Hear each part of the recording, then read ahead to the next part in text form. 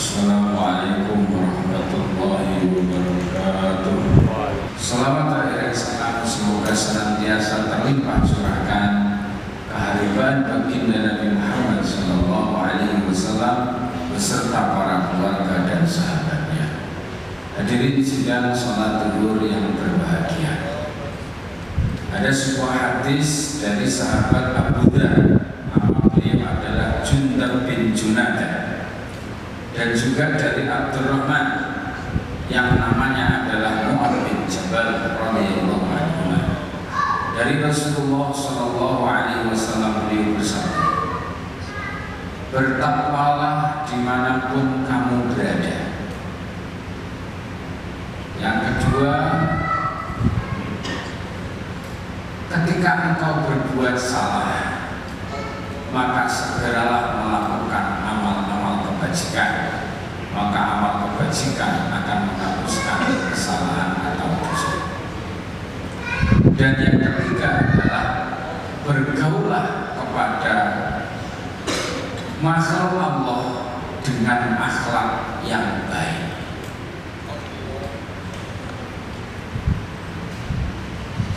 Seringkali khotib berwasiat kepada kita semua, mari kita bertakwa, mari kita tingkatkan ketakwaan kita dan seterusnya.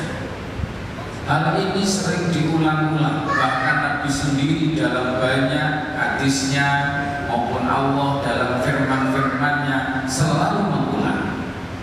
Karena memang kondisi manusia itu labil, kadang takwa, kadang juga nggak takwa.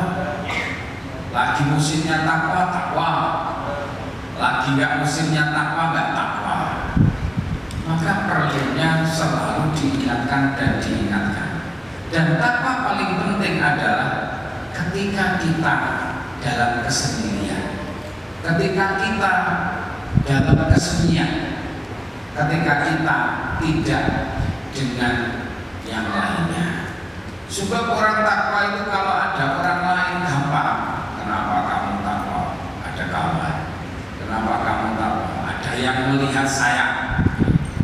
Tapi coba ketika kita kemudian sendirian, tidak ada yang mengawasi, tidak ada yang melihat, apalagi lingkungan kita mendukung, bisa kemudian tidak bertakwa. Karena itulah Nabi Allah selalu mengingatkan kepada kita, ayo bertakwa dimanapun kita berada. Yang kedua, manusia itu memang sering lupa. Dan memang gak ada manusia suci kecuali baginda Nabi Sallallahu Alaihi Wasallam yang memang oleh Allah dijamin, a'udzu billahi minasyaitonir rajim, inna fatahna laka fatham mubina liyaghfir laka Allahu ma taqaddama min dhanbika wa ma ta'akhkhar wa yutimma ni'matahu 'alaika wa yahdiyaka shiratan mustaqima. Surah Al-Fatah. Di sini Allah memberi lisensi bahwa Allah mengampuni dosa-dosa Nabi, baik yang telah berlalu maupun yang akan datang. Namun namanya Nabi, namanya Rasul, tidak mungkin kemudian melakukan perbuatan dosa. Karena namanya Nabi memiliki sifat maksum, yaitu terpelihara dari melakukan yang namanya dosa. Nah, bagaimana dengan kita umatnya yang tidak ada lisensi, tidak ada jaminan? Contoh saja, seringkali sesuatu itu dosa, tetapi karena terbiasa dianggap tidak dosa. Mohon maaf, semua kita pegang HP. Ada nggak gambar-gambar kita Allah? Saya yakin 100% kita sering melihat. Apakah kita menganggap dosa? Biasa saja. Ini bukti bahwa manusia sangat rentan dengan kesalahan, rentan dengan melakukan dosa. Belum kalau kemudian sendirian, mungkin yang aneh-aneh pun upin-ipin pun ditonton. Ini nggak bisa dipungkiri. Memang HP itu adalah setan gembeng yang sangat berpengaruh kuat dalam kehidupan kita. Karena seringnya melihat, seringnya menonton, padahal dosa dianggap biasa. Ini dari segi melihat media. Kadang juga dari segi pendengaran, dari segi ucapan.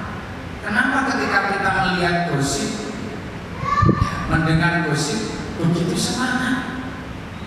Padahal aib jelas seorang muslim wajib menutupi aib orang lain. Dan bahkan Allah menjamin ketika kita mampu menutupi aib orang lain, maka besok di akhirat aib itu Allah tutupi. Nah, karena kondisi manusia yang sering lupa, yang sering salah, dan tidak jarang melakukan perbuatan dosa, maka Allah juga maklum. Karena memang dalam diri manusia ada yang namanya nafsu. Nafsu inilah yang berpengaruh kuat, yang disetir oleh setan, yang mengarahkan kepada perbuatan buruk. Innan nafsa la'ammaratun bisu. Sesungguhnya nafsu itu sangat banyak perintah kepada keburukan. Allah beri solusi. Ketika engkau lakukan perbuatan salah, segeralah taubat.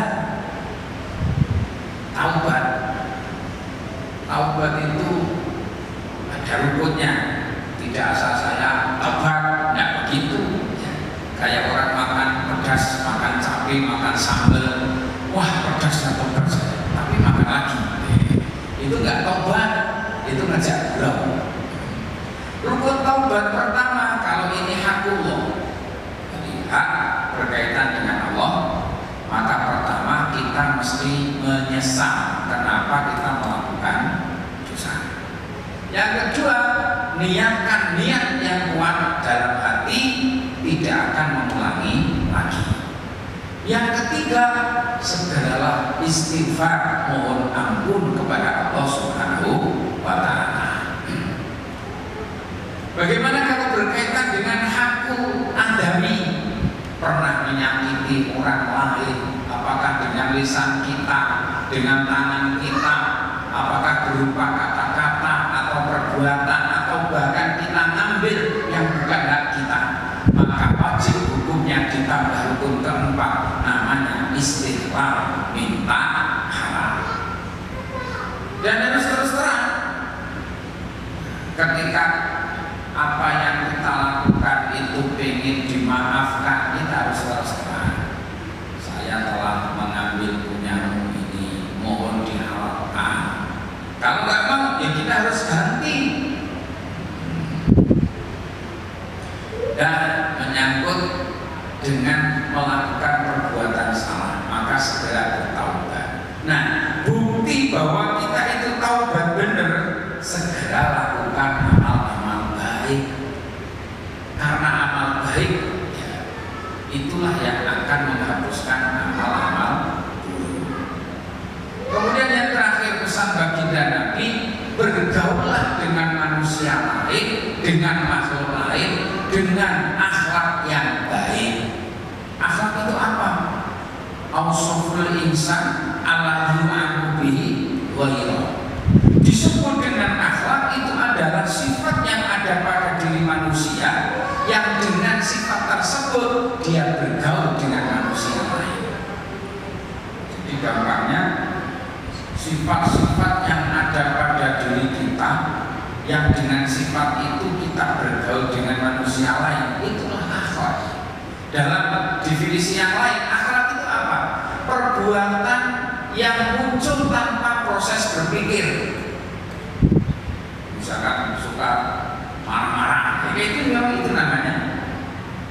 namanya akhlak.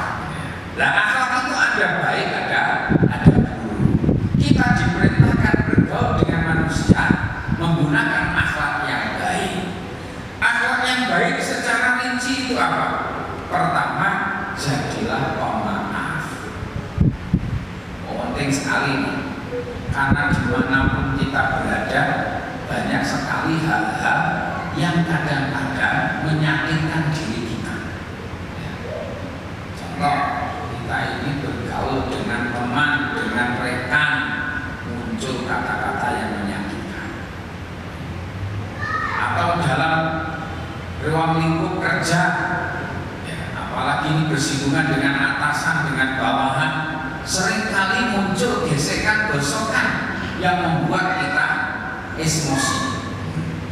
Kemudian rumahnya sudah berkeluarga dengan istri, dengan suami, seringkali juga terjadi gosokan maupun gesekan yang membuat hati kita marah, yang membuat emosi kita naik. Kemudian ketika bergaul dengan anak dan dengan lingkungan dan seterusnya, artinya hidup ini banyak kejadian-kejadian yang tidak sebagaimana kita inginkan, yang membuat kita marah, yang membuat kita jadi emosi. Maka kalau kita tidak mampu mengendalikan amarah yang terjadi, kita akan marah-marah. Kalau sudah marah-marah, berarti sifat pemaafnya itu sembunyi. Supaya tidak marah-marah, jadilah orang yang mampu mengendalikan amarah. Dan itu adalah tanda orang bertakwa. Wal kadhiminal ghaidh.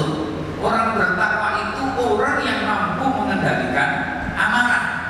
Ibarat amarah itu dalam dada, kita ibaratkan air mendidih dalam panci. Supaya air tidak meluap, tutup rapat-rapat.